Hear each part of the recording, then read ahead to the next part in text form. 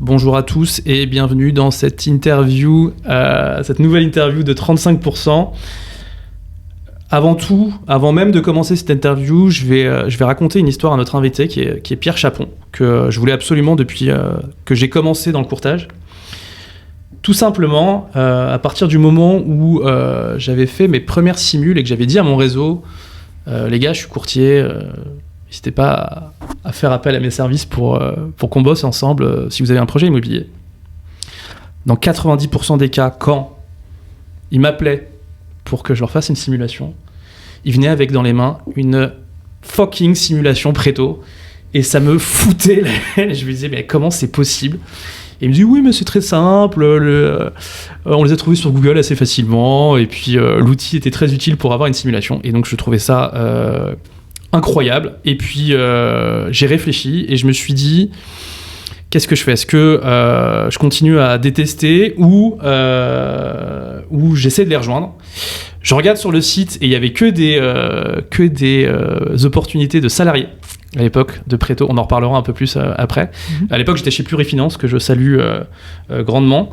Et puis, mon mentor du jour, mon mentor actuellement m'a dit, écoute Yacine, ils ont sorti une opportunité qui s'appelle All-in à l'époque, et tu peux rejoindre Préto en tant que mandataire. J'ai du coup sauté dans le wagon. Et donc c'est pour ça que je suis très heureux, Pierre, de t'accueillir sur ce podcast pour qu'on en parle. Bonjour Pierre. Bonjour. Encore une fois, trop sympa. Merci pour ton temps. Merci de nous l'accorder. Je vais te proposer de te présenter rapidement et puis on va parler un peu de ton parcours. Si ça te va. Très bien. Donc moi je suis Pierre Chapon, j'ai 39 ans, je suis marié, j'ai 2 enfants, 2 petites filles de 5 ans et 2 ans. Et je suis l'un des 2 cofondateurs du groupe Préto, qui est un groupe qu'on a lancé en 2017, donc ça fait bientôt 8 ans maintenant. Ok. Est-ce qu'on peut parler de ton parcours ? Déjà, est-ce que tu es parisien de naissance Non. Ouais, t'es où ? Je suis nantais. Ok. Ouais, je suis né à Nantes, j'ai grandi à Nantes jusqu'à mes 18 ans. Et ok. Voilà. Ok. Donc ça explique peut-être, est-ce que c'est une raison pour laquelle on a une succursale chez Préto ? On a un site à Nantes, ouais. C'est un petit peu lié, mais pas non plus à 100%. En fait, assez tôt dans la vie de Préto, en 2018, donc ça faisait une grosse année d'opérationnel. On comprenait que le recrutement, la rétention d'experts en crédit, c'était un challenge. C'est un sujet d'ailleurs pour tous les acteurs du courtage de recruter des bons professionnels et de les garder. Et donc on a voulu avoir un deuxième bassin d'emploi pour se développer. On avait évalué plusieurs villes et puis on est tombé sur Nantes. Le fait que je sois nantais, ça a joué un petit peu, mais c'était aussi un choix assez pensé parce que c'est un très beau bassin d'emploi aussi. Ok. Et donc du coup, tu as été nantais jusqu'à quel âge ? Ma famille est toujours à Nantes, hein, donc moi, je suis toujours nantais et mes attaches sont à Nantes. Mais après le lycée, je suis parti en prépa en région parisienne. Ok. Et du coup, prépa HEC, j'imagine ? Non, prépa scientifique. Ok. Je fais maths sup, maths spé. Ok. Et ensuite école d'ingénieur. Voilà. Moi, je n'ai pas fait HEC. Ok. Et du coup, école d'ingé qu'on connaît, J'ai fait Polytechnique, ouais. Ok. Stylé. Ouais. Donc tu as le sabre et tu as encore la tenue ? Exactement. Ouais. Je sais pas, je rentre pas complètement dedans, mais ah oui, j'ai pris quelques kilos, mais génial. Mais c'est classique, quoi. Ok. Je suis pas celui qu'en a pris le plus. Ok. Parce que là, on va avoir bientôt les 20 ans de la promo. Là, il commence à y avoir des bons écarts. Et du coup, vous faites des événements du coup pour voir à quel point tout le monde a grossi ou on se voit une fois de temps en temps, ouais. Ouais. Okay. La communauté des anciens élèves est assez suivie. Okay. Après, il y en a une qui a sauté, c'était pendant le Covid, donc ça devait être les 15 ans, ouais, ça devait être les 15 ans, ils ont sauté. Mais sinon, il y a des trucs une fois de temps en temps, ouais. Et alors, par curiosité, tu as des copains de promo qu'on pourrait connaître qui ont bien percé dans notre métier ou dans d'autres business ? En fait, alors ceux que je connais particulièrement, c'est ceux qui sont entrepreneurs. Ok. Il y a pas mal d'entrepreneurs dans mes proches de copains de promo. D'ailleurs, ça serait utile de faire une liste assez exhaustive, mais du coup, je vais pas citer tout le monde, mais il y en a quelques gros. Il y a l'un des fondateurs du groupe Artefact. Dans le conseil et dans la data est très très implanté dans l'intelligence artificielle maintenant, qui s'appelle Vincent Luciani, qui est un pote de promo. Il y a les 2 fondateurs d'Alma, Ok. Stylé. Guillaume et Louis qui sont de ma promo aussi. Il y a le fondateur de Photoroom, Mathieu Ruiff, qui est de ma promo aussi. L'appli de photo, ouais. Incroyable. Ouais, qui est une des startups les plus exceptionnelles du moment, je pense. Surtout techniquement incroyable. Ouais, c'est incroyable. Ok. Voilà, pour citer que eux. Voilà. Ok. Il y en a plein d'autres. Trop stylé. Et tu sors de l'X, et qu'est-ce que tu fais après X? Je suis rentré au BCG. Ok. Pour ceux qui ne connaissent pas BCG. BCG, c'est une boîte de conseil. Okay. Les gens ils connaissent un peu plus McKinsey en général, c'est à peu près pareil. Okay. C'est une boîte de conseil américaine qui a des bureaux partout dans le monde. Donc c'est du conseil en stratégie d'entreprise assez généraliste. Et j'ai fait pas mal de banques et d'assurances au début de mon parcours là-bas. Ok. Ce qui explique un peu... en tant que client, du coup, c'était tes clients Les clients, c'était des banques et assurances. Okay. Parce que c'est les banques et les assurances, c'est des gros consommateurs de conseils. Donc, quand tu es junior dans ces cabinets-là, tu t'es confronté à des missions dans ce secteur-là. Et ensuite, je suis passé à Londres. Donc, j'ai commencé à Paris. Ensuite, j'ai fait... Après 3 ans à Paris, j'ai fait 3 ans à Londres. Pourquoi ? Pour envie personnelle. De bouger, et puis c'était quelque chose qui était possible, et puis Londres c'est top. Voilà. Et là à Londres, au sein du BCG, je me suis spécialisé dans le conseil aux fonds d'investissement, de fonds de private equity, donc pour faire des études qui s'appellent des due diligence, soit à l'achat, soit à la vente d'entreprises par des fonds d'investissement. Ok, donc c'est quoi juste le cas concret en gros, pourquoi on t'appelle ? Le cas concret, il y a un fonds d'investissement qui s'intéresse à acheter une entreprise. Okay. Le segment sur lequel on était, c'était des grosses entreprises, donc minimum 500 millions d'euros de valeur d'entreprise, jusqu'à plusieurs milliards, 5 milliards, 10 milliards. Et notre mission, nous, c'est de faire une étude sur le marché, l'environnement concurrentiel, les tendances sur le marché, les risques, les opportunités, et de fournir un regard critique sur le business plan qui est fourni par la boîte qui est à vendre. Et comme ça c'est un dossier, des recommandations, des avis pour aider le fonds d'investissement à prendre une bonne décision, déjà savoir quel est le bon plan de développement pour la boîte s'il l'achète, et puis aussi les aider à calibrer le prix à mettre, sachant que c'est souvent, c'est tout le temps des processus concurrentiels. En gros, c'est une enchère entre différents acheteurs. Et donc de comprendre très très finement l'environnement, ça permet de proposer le bon prix, ni trop peu, quoi. Et t'as accès à quoi comme information ? T'as accès à énormément de choses. Déjà sur la cible elle-même, la boîte, t'as accès à tout, puisque l'acheteur qui est notre client, il a accès au dossier de vente de la boîte. Donc tu as tous les comptes, les plans stratégiques, tu as accès au management aussi. Nous, on peut aller rencontrer les dirigeants de la boîte actuelle et leur poser des questions, les challenger sur ce qu'ils ont essayé de vendre en fait à notre client acheteur. Et ensuite sur le marché, on a accès à tout ce qu'on peut pour essayer de comprendre un marché. Mais souvent, c'est des marchés qui sont... c'est des études de marché, oui. Ouais, c'est des études de marché. Mais qui sont pas... Où on crée de la valeur, c'est quand les marchés sont pas très bien documentés et qu'on va les documenter nous-mêmes. On va croiser des infos, on va faire plein d'interviews d'experts et tout ça. Ok, stylé. Et ensuite ? Et ensuite, j'ai été débauché par Pierre Kosciusko-Morizet, qui est le fondateur de Price Minister et un des précurseurs, on va dire, de la nouvelle vague. Actuellement Rakuten, pour les exactement, les Gen Z qui l'a revendu à Rakuten. Et à l'époque, en 2015, il montait une équipe d'une dizaine de personnes un peu généralistes comme moi pour étudier des secteurs clés de l'économie et peut-être trouver une boîte à monter tous ensemble.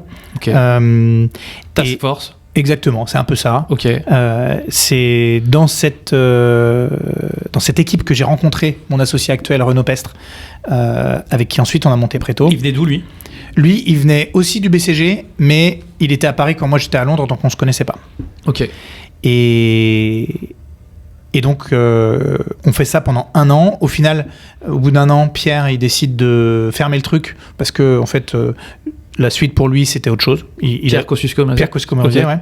Et du coup, au bout d'1 an, tout s'arrête. Mais on avait gagné le fait de s'être rencontrés déjà avec Renaud. Donc dès que ça s'est arrêté, on s'est dit on veut travailler ensemble, on veut monter un truc. Et on s'était familiarisé avec l'entrepreneuriat encore plus en rencontrant plein d'entrepreneurs, en travaillant directement avec des gens comme Pierre qui ont monté une super boîte. Et donc on était armés pour s'attaquer à l'entrepreneuriat nous-mêmes. Okay. Par contre, on n'avait pas encore l'idée. Donc ensuite, on est parti avec juste avec Renaud, tout seul, pendant plusieurs mois, tous les jours dans un bureau pour... à 100% focus là-dessus. À 100% focus sur... Pas un métier pour manger à côté ou... Rechercher quelque chose. Non, okay. Rechercher quelque chose. Et donc... Vous avez pris du temps? Combien de temps? On a pris 4 mois à peu près. On a regardé d'autres trucs. Ok. Parce que c'est pas énorme, 4 mois. Hein. C'est ouf, ok. Mais on avait 1 an déjà dans les pattes de ça. Et on a pris 4 mois pour creuser des sujets qu'on n'avait pas eu le temps de creuser. Et lui, Renaud, il avait quoi comme background Il a fait Polytechnique aussi. Non, mais de clientèle chez BCG. Lui, c'était quel type de client qu'il avait? Lui, il était un peu plus jeune, donc il était plutôt généraliste. Il avait fait aussi de la banque, de l'assurance, des mutuelles, des trucs comme ça. Oui, mais du coup, quand même, vous avez quand même une vision, vous, sur le marché quand même, bancaire. Tout à fait. Et ensuite, du coup, on a regardé quelques sujets pendant ces 4 mois, des sujets qui nous tenaient à cœur. On a regardé la formation professionnelle. Ok.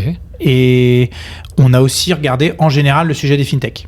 Voilà, c'est un domaine qu'on n'avait pas eu le temps d'étudier dans le cadre du projet avec Pierre. Okay. Et de fil en aiguille, on est tombé sur le crédit immobilier qui est un marché qui nous a beaucoup plu. Ok, et donc c'est quoi le postulat, la problématique que vous avez identifiée, vous, quand vous avez étudié pendant une fois que vous avez pris la décision du coup du crédit? Alors je ne sais pas si c'est le postulat ou c'est la décision, enfin qu'est-ce qui a été en premier? Alors, en fait, on est rentré dans le sujet du crédit immobilier par 2 clés d'entrée. La première, c'est la clé client. Nous, on était consommateurs lambda, où on a fait un investissement chacun de notre côté et on n'avait pas été très satisfait du parcours client et du service. Okay. On trouvait que c'était pénible, que c'était pas très clair. Il y avait beaucoup d'incertitudes jusqu'à la fin pour savoir si on allait être financé ou pas. Donc ça nous allait pas. Et aussi, à l'époque, on s'était beaucoup formé à ce qui s'appelait à l'époque la data science et le machine learning, ce qui est les prémices un peu de l'IA de maintenant. Et on avait étudié plein de cas d'usage de gestion de documents par ces technologies-là. Et le croisement des deux, c'était le crédit immobilier, c'est le service en banque de détail, en personal finance, qui est le plus volumineux en termes de documents. Il y a un gros dossier et tout ça. Oui, bien sûr. Donc on s'est dit, c'est sûr qu'à un moment, il y aura une disruption avec la technologie sur cet aspect de document. Okay. Donc ça a été c'est ce qui nous a envie de rentrer dans ce marché-là.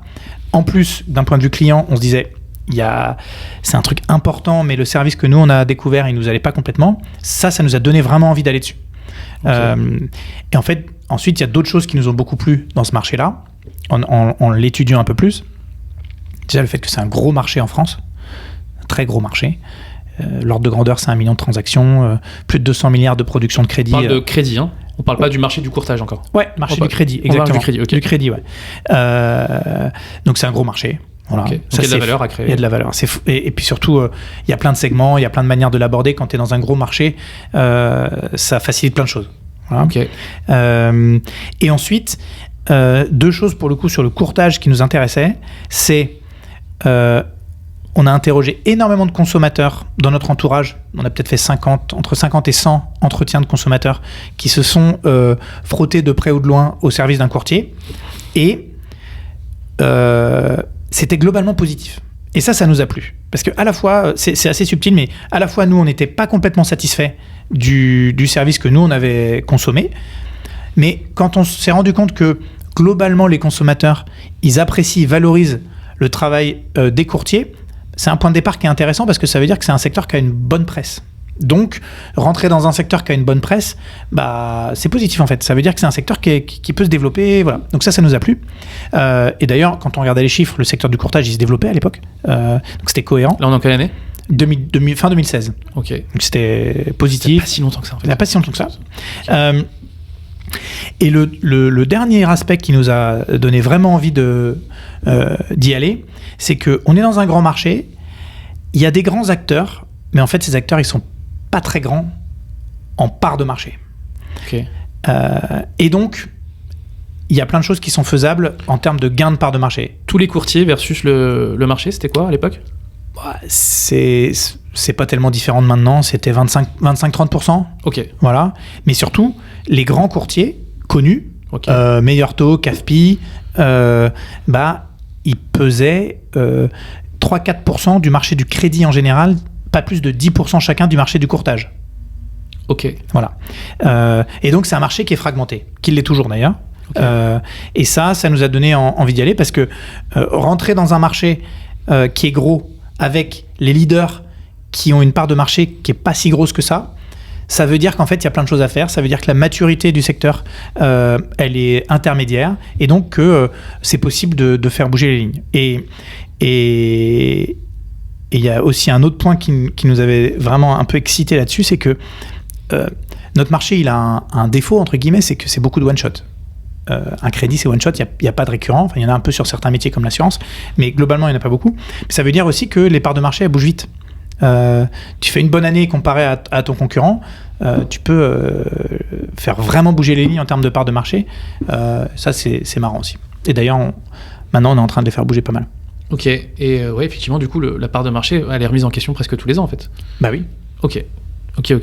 Et donc, vous créez Preto avec Renaud. Donc, ouais. C'est quoi l'équipe qui se monte comment vous faites ? Comment vous financez ? Comment ça se passe ? Comment on monte un Preto ? Ouais, alors on avait... On avait la chance d'avoir un lien avec Pierre Kosciusko-Morizet, qui est aussi un investisseur early stage, donc en phase d'amorçage. Ça veut dire que, en fait, au moment, fin 2016, où on affine le concept et où on est prêt à se lancer, en fait, on est déjà capable de pitcher Pierre, et du coup... Qu'est-ce qu'il en pense ? Il trouve ça top. Mais surtout... il n'y avait rien. C'est-à-dire, il y avait 2 personnes qui connaissent. Et un PowerPoint. Donc, ce qu'il en pense, c'est surtout qu'il croit en nous. Et lui, il est très rodé. Il en a fait des dizaines des investissements en amorçage. En amorçage, 90% du sujet, c'est l'équipe, quoi. En gros, lui, il y a un gros marché, il y a une bonne équipe, sans doute, il y a quelque chose à faire. Et pour le coup, on avait travaillé à ses côtés 1 an, donc à la fois, on se faisait confiance, quoi. Donc ça, c'était un peu un non-fair advantage du début. Et du coup, ça veut dire que même si ensuite la levée de fonds d'amorçage, on l'a closé seulement plusieurs mois après, on avait déjà tapé dans la main sur le fait qu'il nous suivait, lui et d'autres. Ça veut dire qu'en fait, assez vite, on a pu embaucher 2 développeurs. CTO, VP Engineering. Et donc les 2 premiers employés, c'était des développeurs. Ouais, exactement. C'est des employés d'ailleurs qui sont restés très longtemps. Le premier est resté CTO pendant plus de 5 ans et le deuxième est toujours là, et CTO maintenant, qui est François. Et donc ça nous a permis de créer un premier produit, c'est-à-dire le simulateur qui donne des vraies informations de faisabilité et de taux sans login wall, sans avoir besoin de donner ses coordonnées. En avril 2017, il était sorti. Et là le référencement a démarré très très fort. Et la partie métier, du coup, comment ça s'est passé sur le métier du crédit ? Le métier du crédit, déjà, moi je suis allé faire mes 150 heures en physique. En IOBSP, du coup. En IOBSP, 150 heures en physique avec des courtiers. D'ailleurs, il y a un des camarades de classe maintenant qui est mandataire Preto Galaxy. Incroyable. Qui s'appelle Laurent. C'est marrant, je m'en suis rendu compte il y a 1 mois et demi. Tu vois. Salut Laurent. Salut Laurent, ouais. Et donc, ça, c'est un premier truc. Il y a plein de gens dans le secteur qui font un e-learning en s'en foutant un petit peu. Mais moi, j'avais fait le choix du coup de faire du présentiel, full présentiel. Et en fait, quand tu as un groupe full présentiel et le formateur, c'était un vieux de la vieille, t'en apprends quand même pas mal en 150 heures. Donc voilà. Ça représente quoi ? 1 mois et demi, ça, 2 mois ? 1 mois. 1 mois, ok. Un mois full. Ok. Voilà. Et ensuite, on a embauché un premier courtier. Voilà, qui était très très bon techniquement. Et puis au début aussi, on avait... Alors Pierre, je te coupe juste. Du coup, le modèle, c'est quoi ? Vous aviez des bureaux dans Paris avec vos 2 devs. Vous aviez du coup un lead magnet qui était le simulateur. Exactement, ouais. Et vous transfériez vos dossiers du coup à ce premier courtier ? Ah non, enfin au début on le faisait nous-mêmes. Hein. Ok, d'accord. Et ce premier courtier, je sais même plus, même le tout début, les premiers dossiers c'était nos potes. Déjà, c'était nos potes, comme tous les courtiers qui se lancent de toute façon. Oui, bien sûr. C'est par ton réseau, tu vois. Donc, on faisait nos potes, et sur ces premiers dossiers, t'apprends, t'envoies une banque, il t'explique un peu la vie, t'ajustes les choses, et puis sur chaque dossier, on affinait aussi un peu la modélisation de ce que sont des critères d'acceptation par les banques. C'est tout ça l'histoire du simulateur. Et donc, on en a fait nous-mêmes. Plusieurs dizaines de dossiers, on les a produits complètement de A à Z nous-mêmes, y compris avec des leads dans le dur et tout qu'on allait chercher. Ce qui est marrant aussi, c'est qu'au début, on avait beaucoup plus de leads que de capacité à avoir des banques en face pour répondre à la demande. Parce que ça met du temps d'obtenir des conventions bancaires, même à l'époque où c'était quand même plus facile que maintenant. Mais du coup, Vous avez commencé avec combien de conventions ? On a commencé, on en avait 2, quoi. Les 2 premières, c'était Caisse d'Épargne Île-de-France et BNP. Incroyable. Mais on complétait assez vite avec... quand on n'avait pas l'offre, en fait, on faisait du cocourtage un peu en bricolant. On faisait apporteur d'affaires. C'était même pas cocourtage, parce qu'on faisait apporteur d'affaires pour des courtiers locaux. À qui on donnait des dossiers et puis on partageait la commission. C'est ce qui nous a permis de bridger en fait la croissance et d'apprendre énormément en fait. Ok. Et en combien de temps on a le niveau de convention que Préto a aujourd'hui ? On en gagne encore, donc... Mais c'est-à-dire que pour être relativement efficace et avoir autonome, plus ou moins, et autonome... Et ne plus avoir besoin d'utiliser d'autres courtiers. Ça, c'était assez rapide. Je pense qu'en 6 mois... En 6 mois, on était déjà avec... on devait closer plusieurs dizaines de dossiers par mois et on n'avait plus besoin de faire passer les dossiers ailleurs, quoi. En gros... à partir de combien de dossiers, du coup ? Ça a été... les choses ont commencé à être plus simples. En fait, vu qu'on... En fait, on a vite eu beaucoup plus de banques que la réalité du nombre de dossiers qu'on produisait, puisqu'on expliquait la croissance à venir. On vendait aux banques le fait que le segment jeune CSP+, au début en Ile-de-France, enfin, les grandes métropoles, on est en train de... Parce que ça, c'est une barrière à l'entrée de ouf, en fait, sur ce marché-là, pour être un gros acteur du courtage et faire partie du top 5 des... c'est un sujet quand même, les conventions. On en parlera après via Préto et Préto Galaxy. Du coup... Donc en 6 mois, on avait une couverture bancaire très satisfaisante et voilà. Et sur un modèle du coup de courtier salarié. Ouais, tout à fait. Des courtiers salariés et tout en intégré.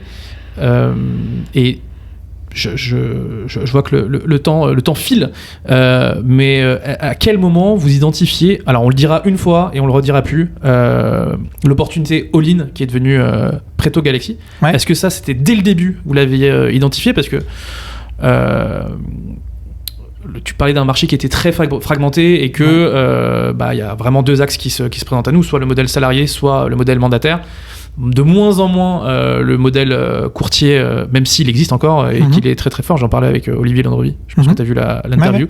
Tu as vu l'interview. Donc il y a vraiment ces deux modèles trois modèles qui se chevauchent. Est-ce que vous aviez déjà l'idée Préto Galaxy au moment où vous faites Préto? Alors oui et non. Déjà, on savait qu'il y aurait différents modèles qui viendraient, qu'on développerait au fil du temps. Donc on savait qu'il n'y en aurait pas que un. D'ailleurs, preuve en est, on a nommé la société FinSpot. Les Préto Galaxy, ce sont des marques, et la société en elle-même, c'est FinSpot. Ça montre qu'on avait déjà, dès le départ, la vision d'une plateforme sur laquelle pourraient venir s'arrimer différents modèles. Et par contre, au début, pendant les premières années, on s'est focalisé sur un sans penser à un autre. Et quand on a amené le premier à un niveau de maturité satisfaisant selon nous, qu'on continue de faire grossir très fortement, mais voilà, fallait le mettre à un niveau de taille pour que ça soit très très puissant. Ensuite, on s'est dit, maintenant on peut réfléchir à d'autres modèles. Et on avait toujours dans un coin de notre tête le modèle des mandataires dans l'immobilier, puisque pendant notre année avec Pierre Kosciusko-Morizet, on avait étudié en grand détail le modèle IAD, qui était en train d'exploser en fait en 2015. IAD, ça a été créé en 2007-8. Ça a vraiment explosé à partir de 2014-2015. Et donc ensuite, les deux choses se sont agrégées. C'est-à-dire on avait une plateforme de production de crédit qui arrivait à une échelle industrielle grâce à notre premier modèle Préto. Et on avait toujours un petit peu cette idée de réseau de mandataires en marketing de réseau. Et on s'est dit, mais en fait, c'est ça qu'on a envie de faire aussi dans le courtage. Ok, et parfaite transition pour Préto Galaxy que tu montes. Alors vous montez du coup avec alors je sais pas quel était le rôle de Laurent puisque du coup c'est une marque. Du coup Laurent a été intégré à FinSpot. Ouais, tout à fait, ouais. Laurent Desmas. Exactement. Donc en mi-2021, on se dit avec nos actionnaires, c'est le moment, on a un niveau de maturité satisfaisant sur le premier modèle. Donc c'est le moment de travailler à un deuxième modèle. Le deuxième modèle, les grandes lignes, c'est un réseau de mandataires national sans limite géographique, avec la capacité pour chaque producteur de produire sans limite et de développer sans limite. Développer, ça veut dire attirer d'autres producteurs avec une logique de marketing de réseau. Ça, sur le papier, c'est assez simple. D'ailleurs, on n'est pas les seuls à y avoir pensé. Il y en avait même qui avaient pensé à ça avant. Sauf que nous, on avait l'infrastructure pour permettre ça avec une qualité d'outils et une capacité à gérer la qualité qui n'existe pas sans avoir la première brique du modèle. Et pour faire ça, on s'est dit, c'est un modèle qu'on connaît, c'est un monde, le courtage local, indépendant, avec des mandataires de terrain qu'on connaît pas. Et donc on va s'entourer des meilleurs, et donc on a contacté Laurent qu'on avait rencontré au tout début de Préto, parce que quand on démarre une entreprise, enfin en tout cas moi c'est ma manière de faire, et c'est mon conseil à tous les entrepreneurs, c'est qu'il faut aller voir les acteurs en place. Et donc on avait rencontré Laurent qui était le patron de CAFPI à l'époque, et le courant était très très bien passé. Et donc hyper naturellement on veut lancer un truc avec des mandataires, on s'est dit tiens, on va contacter Laurent, et puis le courant est passé très vite. Donc toi, tu recommanderais à quelqu'un qui se lance d'aller faire des déj avec ses concurrents? Ah, complètement, oui. Ah, mais à fond. Alors ça c'est un de mes... Je suis pas du tout le seul d'ailleurs, hein, mais en gros, c'est une de mes thèses dans l'entrepreneuriat, c'est que l'idée ne vaut rien, et la manière de la mettre en œuvre, et l'énergie et la qualité de l'exécution, c'est ça qui fait tout. Et donc, on a beaucoup plus à gagner à aller dire ce qu'on va faire à des gens qui sont pertinents dans un secteur, parce qu'ils vont tout de suite nous renvoyer la balle avec soit des questions, soit des objections, soit des critiques, soit des points d'attention, parfois bien intentionnés, mal intentionnés, mais peu importe, c'est énormément d'informations qui nous permettent de gagner énormément de temps pour ensuite créer un plan d'action beaucoup plus fort. Et oui, alors là, j'ai aucun doute là-dessus. Les gens ont autre chose à faire que de piquer les idées des autres, en fait. Ouais, mais si elle est vraiment très bonne, qu'est-ce qui les empêche de répliquer? Alors surtout avec des grands groupes, avec des moyens financiers qui pourraient allez, 3 devs, t'as pris 2 devs, ils t'en prennent 3 et ils développent un Préto-Bis, non? Non, parce que s'ils sont bons, les gens qui sont bons, ils sont déjà occupés à faire un truc à eux. Ok. Voilà. Les gens qui sont pas bons, ils peuvent te prendre, mais ils vont pas faire quelque chose de... Voilà. Eux, ils sont peut-être moins occupés, mais voilà. Ok.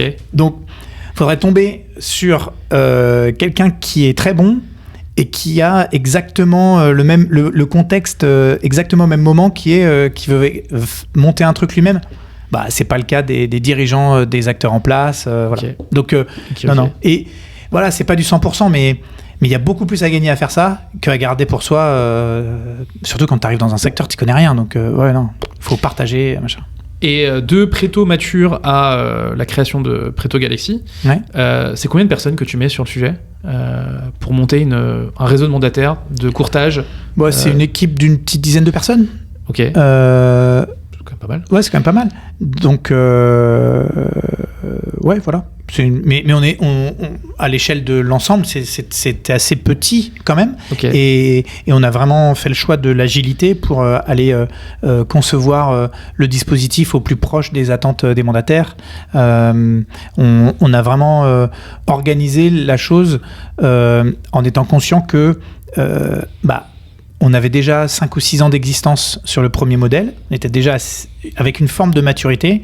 Il faut faire très attention à la lourdeur, en fait. On est vite une vieille boîte, en fait, je pense. Et là, vu qu'on allait sur un nouveau segment, on a fait le choix de quelque chose de très, très entrepreneurial. D'où l'idée, au départ, de commencer avec une autre marque pour être très, très agile, d'une certaine manière séparés, avec des choses en commun qui sont très très bien identifiées, que sont la techno, les conventions bancaires, la qualité, mais tout le reste, que ce soit l'animation, le développement commercial. Et c'était quoi les enjeux, les difficultés que tu as rencontrées quand tu as créé l'univers Galaxy? L'univers Galaxy. Ouais, déjà le secteur, c'était on a développé, on a lancé en avril 2022. Ah mais je me souviens, c'est le le pire timing possible. Et la hausse des taux, elle commence très très fort mai-juin, quoi. Enfin à peu près là d'ailleurs. Donc je pense que le plus gros challenge, ça a été le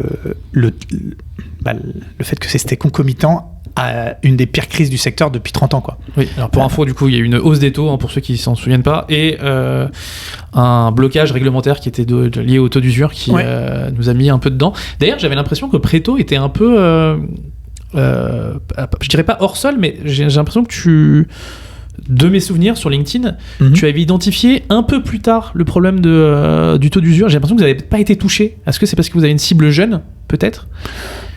Alors... Parce que j'ai l'impression de tout le monde qui tirait la sonnette d'alarme à ce moment-là, et Préto là, non, on continue nos chiffres, c'est plutôt bien à ce moment-là. Tu sais, il y avait peut-être un décalage. Ouais, alors il y a... Non, on était impacté par le taux d'usure. C'est vrai qu'on a au global, à cette époque-là, on avait une moyenne d'âge qui était peut-être un peu plus basse. Maintenant, vu qu'on grossit, on se normalise un peu, on devient un petit peu la moyenne du marché. Donc, il y avait sans doute de ça.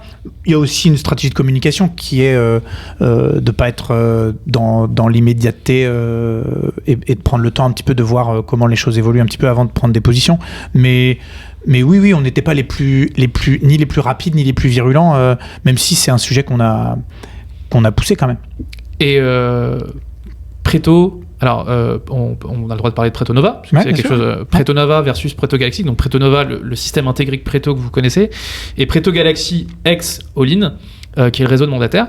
Est-ce que tu as eu des enjeux, toi, de communication par rapport aux différents types d'équipes, parce que tu vois, je vois, je passais dans les bureaux tout à l'heure, comment ça s'appelle, des négociateurs, les experts crédits qui sont très Gen Z, millénials pour les plus vieux, et le réseau de mandataires avec essentiellement des boomers ou la génération X, donc un peu plus âgée. Est-ce que vous avez eu un enjeu de communication là-dessus? Alors je pense que Laurent du coup a fait le pont peut-être sur cette communication-là. Ouais, tout à fait. Après, moi j'ai bientôt 40 ans aussi, donc on commence à tous être des boomers. Ouais. Donc honnêtement,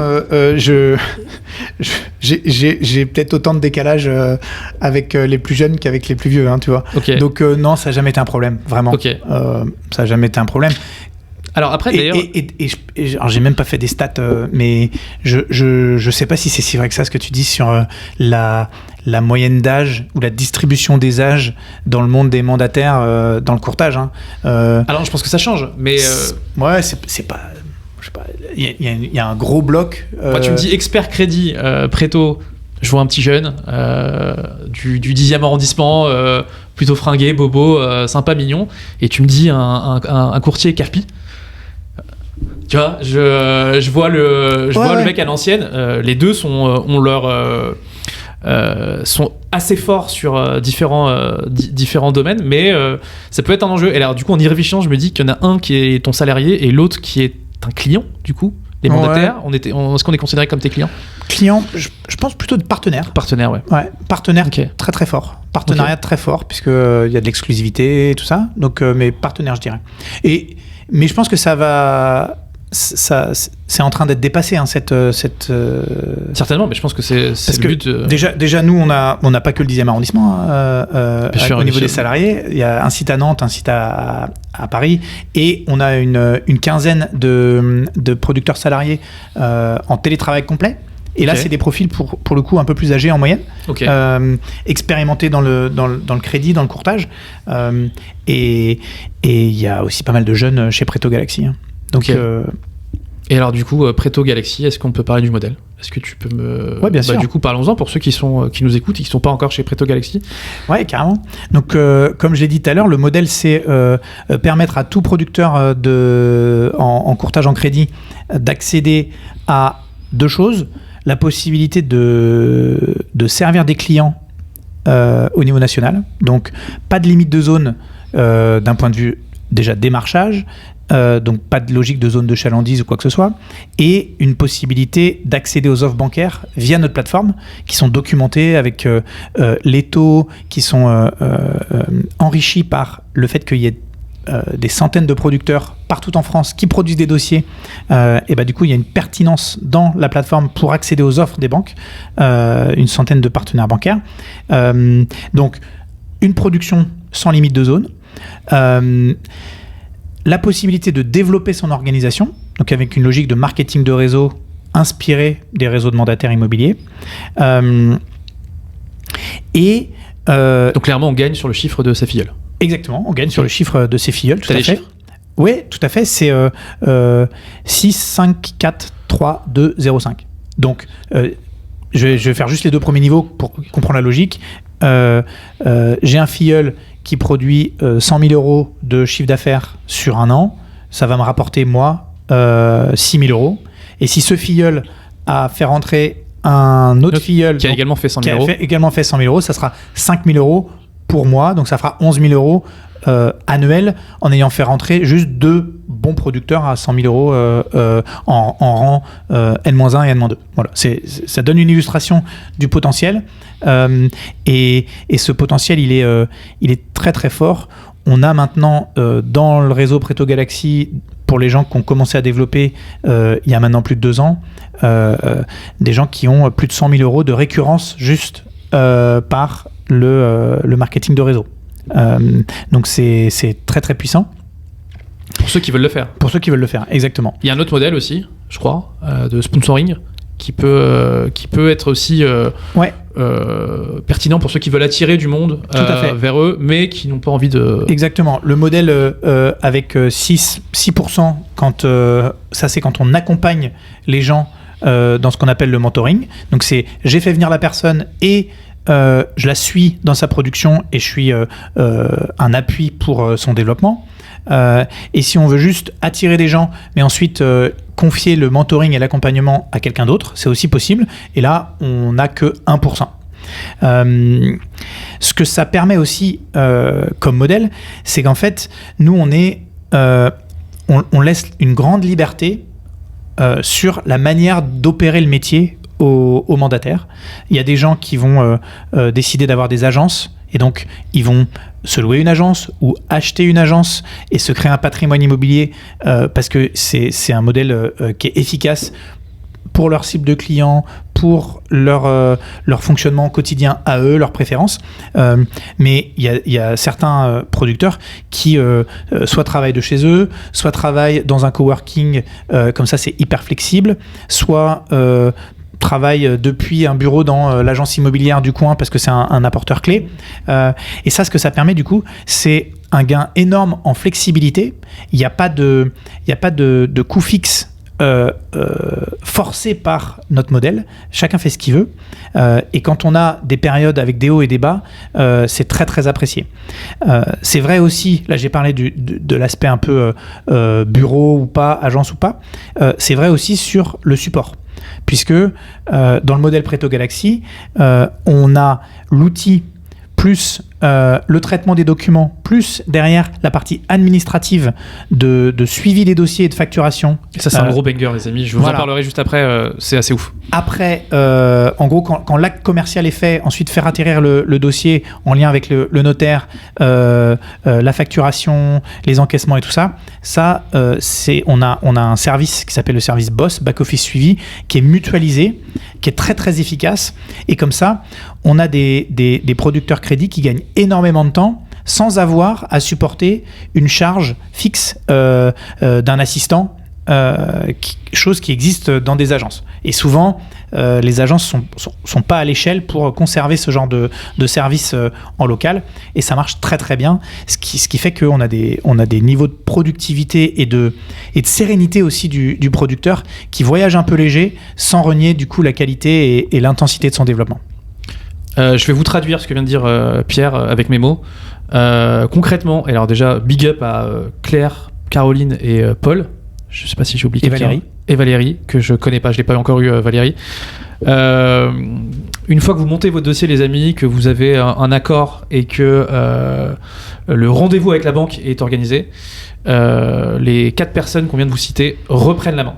Et puisqu'elles le font, elles, en gros, du coup, c'est-à-dire qu'elles font du volume toute la journée, toute la semaine. Elles le font avec un niveau de qualité, un niveau de sérieux et un niveau d'efficacité incroyable. Et c'est un plaisir incroyable, Pierre, je te le dis, parce que j'ai rarement l'occasion de te le dire. Et de leur dire à elles, et je leur dis à chaque fois, et je demande aux clients de les citer dans les avis Google Maps. Très bien. Pour qu'elles soient reconnues. C'est vraiment un truc de ouf. Et une assistante de ce niveau-là, formée et qui puisse traiter comme ça, je pense que c'est à peu près 40 000 euros chargés par an. C'est une valeur. Plus que ça. Chargé plus que ça. Ok. Ouais, c'est plutôt 50 et quelques. Et surtout, la capacité à les recruter, à faire de la rétention, à avoir assez de volume lissé sur l'année pour qu'un poste ait un sens pour une agence.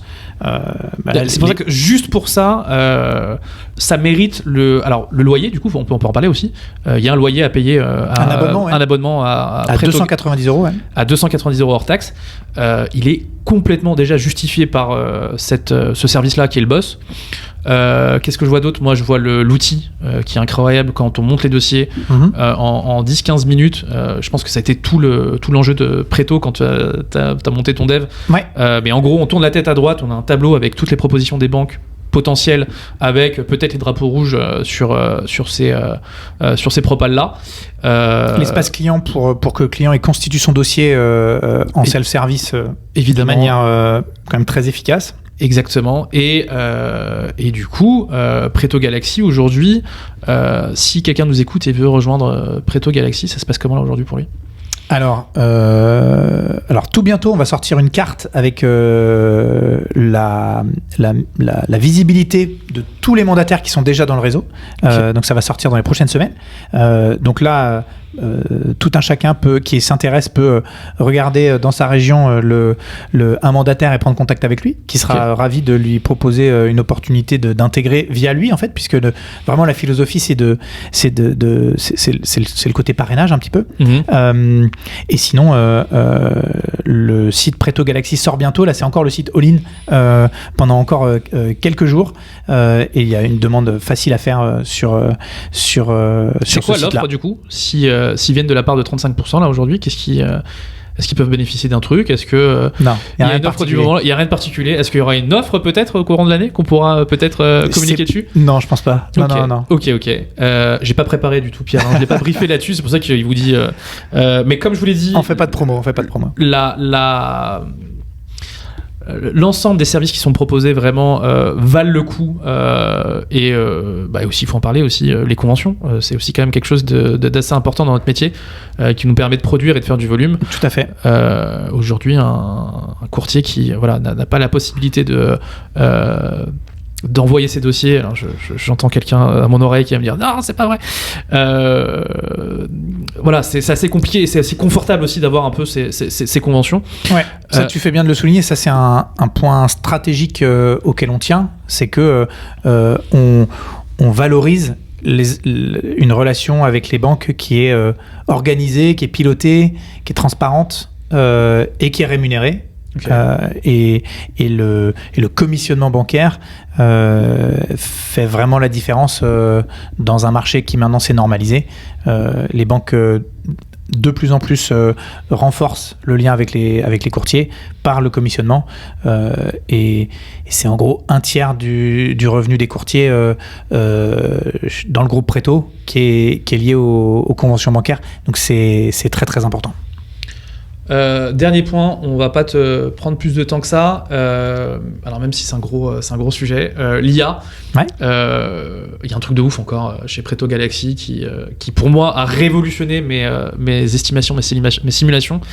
C'est ce fameux générateur d'email qui fait que quand on a fini son montage et qu'on veut faire un récap à ses clients, on appuie sur un bouton, il y a tout un email qui part. Les clients nous prennent pour des oufs en nous disant mais attendez, comment c'est possible que j'ai reçu l'email, on n'a même pas raccroché. Email complet du coup avec toutes les datas. Qu'est-ce que tu vois sur notre marché, toi ? C'est quoi les pistes de développement que vous avez en ce moment ? Qu'est-ce que vous regardez ? Ouais. Alors déjà, j'en profite pour parler de notre méthode d'innovation quand même. C'est que là, tu soulignais les choses qui existent déjà chez Préto Galaxy et qui sont déjà visibles pour les mandataires. Mais ce qu'il faut voir, c'est que dans notre ADN, c'est la construction continuelle d'amélioration de nos outils.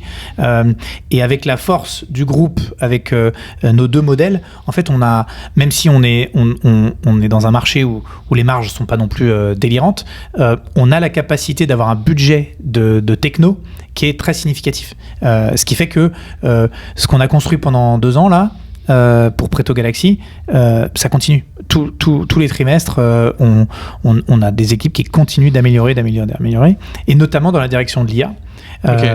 Et l'IA, dans le métier du courtage, ça va vraiment, je pense, renforcer l'efficacité. Donc, ça va faire des gains de temps et ça va faire des gains de qualité perçue pour le consommateur.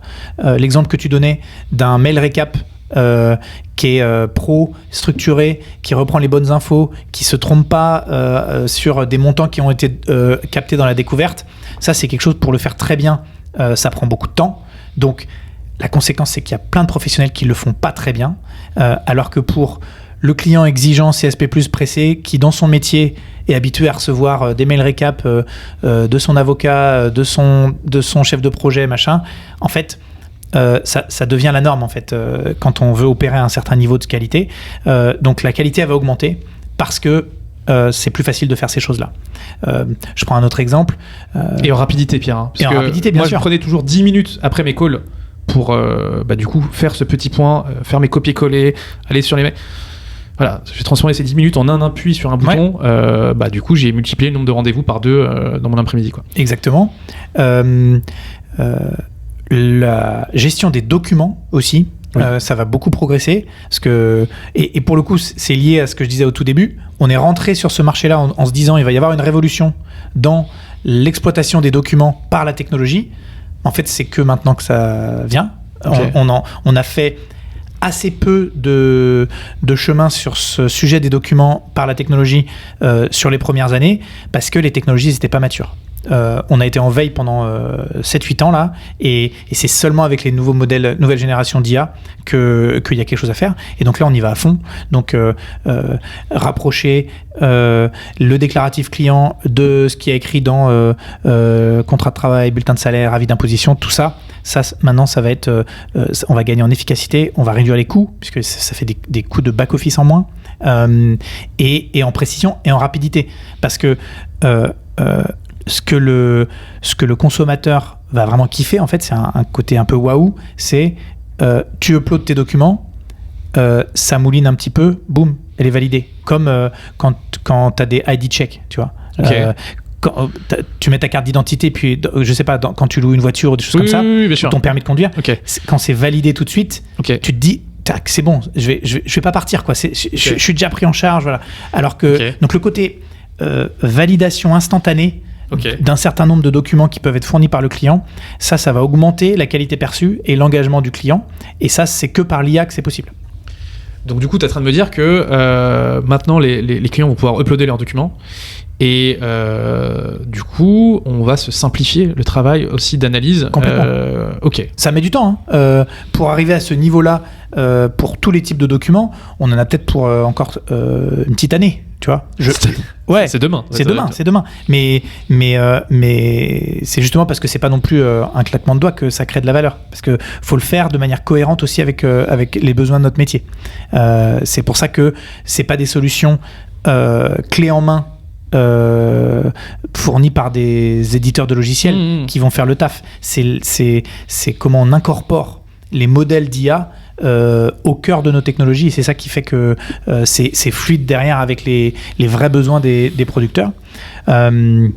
Et ensuite, il peut y avoir, il y a déjà dans les plateformes l'IA qui aide à augmenter la qualité des pitchs qu'on fait aux banques aussi. Un petit peu à la manière de ce que tu expliquais sur les clients. Les explications de dossier par les synthèses, elles sont les synthèses dans les carcasses du coup. Elles sont déjà soutenues par l'IA pour ceux qui le souhaitent, et ça permet d'être plus précis, d'être plus complet, d'éviter les erreurs de ressaisie, et donc c'est cool. Mais ça va pas remplacer l'humain. Bien sûr, non, évidemment, mais ça nous augmente complètement. Et c'est, moi je suis totalement fasciné par ça. Et c'est un must. Du coup, les grands réseaux vont s'y mettre avec plus ou moins de succès, on va voir. Et la philosophie de. Tu continues à déj avec eux ? Ouais, bien sûr, ouais, tout à fait, ouais. Ok. Ah ouais. Et tu leur dis, ouais, je suis là-dessus sur l'IA, sur ça, et. Ah oui. Ok. Ouais, bien sûr. Incroyable. C'est un secret, ça, par exemple ? Non, mais ne serait-ce que juste l'idée de développer ces outils pour... c'est un peu donner des axes de travail, quoi, en leur disant... Ouais. Mais de manière générale, si les axes de travail sont les bons, c'est bon pour un secteur aussi de se développer et d'améliorer en qualité. Ça fait partie de ma philosophie aussi. C'est au-delà de... pour qu'une entreprise gagne, il faut que son secteur gagne.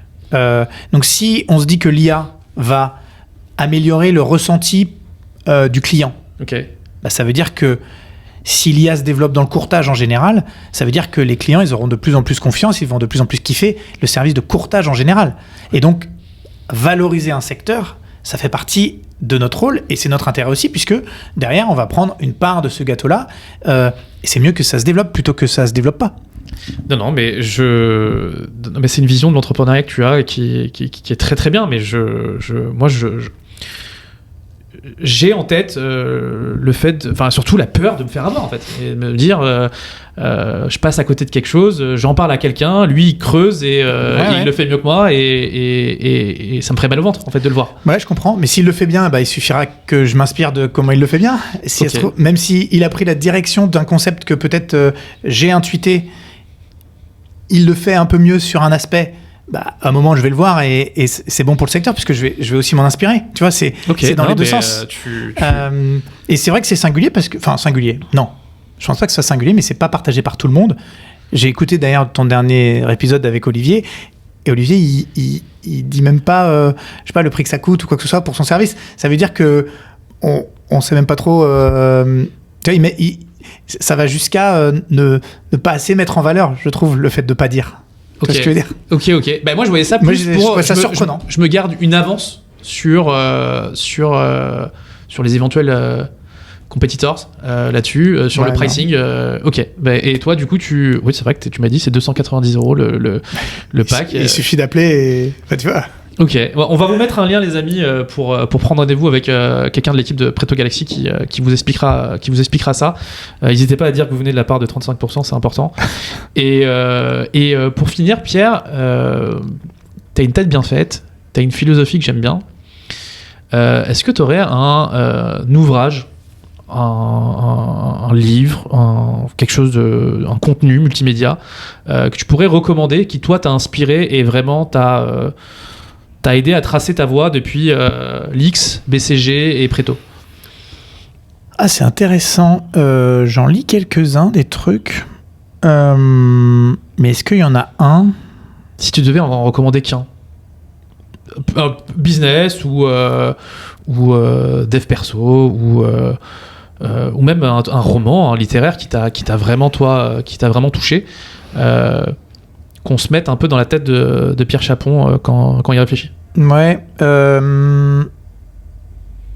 Il y en a un personnage, un penseur un peu business que j'aime beaucoup, c'est Ray Dalio. Ok, je connais. C'est un financier américain qui a fondé le fonds Bridgewater. Okay. Et qui a notamment beaucoup parlé du fait d'avoir des principes dans la prise de décision. C'est-à-dire,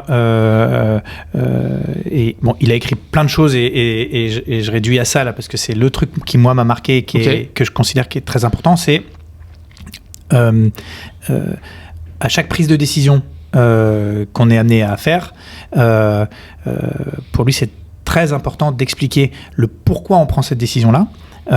En s'attachant à des principes pour que quand on a une situation similaire qui se pose par la suite, on puisse y revenir et se tenir à ces principes-là. En gros, c'est ça qui fait que on construit dans la durée quelque chose de cohérent. Je crois que c'est un Cooper que j'ai écouté il y a 2 jours. Et sur le pourquoi, le comment et le quoi, c'est ça ? Non, c'est pas exactement ça. C'est encore autre chose. Mais c'est le raisonnement par principe de Ray Dalio. Et toi, du coup, c'est quoi tes principes quand tu prends une décision ? Si tu devais avoir 2 filtres, que tu te dis non, ça, je n'y passerai pas. Ouais. Alors, j'en ai un, c'est souvent dans le commerce en général, on est sollicité sur des choses, on nous présente des opportunités, on dit tiens, il y a ça qui existe, c'est top et tout. Et moi j'ai un principe, c'est de considérer que quand on nous sollicite sur un truc ou qu'on nous propose quelque chose, ça ouvre une question plutôt que ça donne une réponse. Exemple, je dis n'importe quoi, groupe Préto, vous pourriez faire de l'assurance habitation, je dis n'importe quoi, et quelqu'un qui dit tiens, va parler à AXA, ils sont top pour l'assurance habitation. J'observe que et même des salariés qui gèrent des projets ou quoi que ce soit, ils peuvent juste se dire tiens, on va faire ça, AXA, ça a l'air super. Je considère que vaut mieux se dire, c'est une question nouvelle qui se pose de est-ce qu'il faut faire de l'assurance habitation ? Si oui, avec quelle offre et avec quel partenaire ? Peut-être AXA, peut-être un autre. Donc, voilà, se dire que des choses qui ont l'air d'être des réponses, en fait, ça va créer une question et c'est à toi de créer la réponse en créant une petite stratégie sur chaque petite question qui se pose. Voilà. Ok. Parfait, on va terminer là-dessus. Merci infiniment, Pierre, pour ton temps. On te retrouve sur LinkedIn ? Principalement LinkedIn, c'est tout. Ok, on mettra le lien de ton profil.